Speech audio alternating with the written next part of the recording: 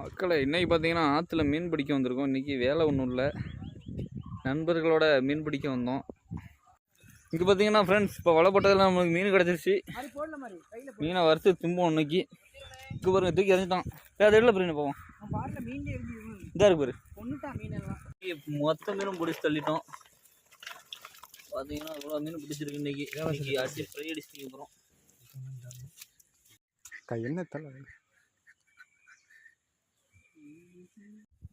முதல்ல சுட்டா தீயா போட்டு விடு. அதான் இங்க பிடிச்சிட்டு நிக்கல. கொஞ்சம் லேசா எண்ணெய் ஊற்றி அடுப்புல ஊற்றி வைப்போம். இப்போ பார்த்தீங்கன்னா மீன்லாம் நல்லா மசாலா போட்டு பருத்தி வச்சு வறுத்து எடுக்க போகிறோம்.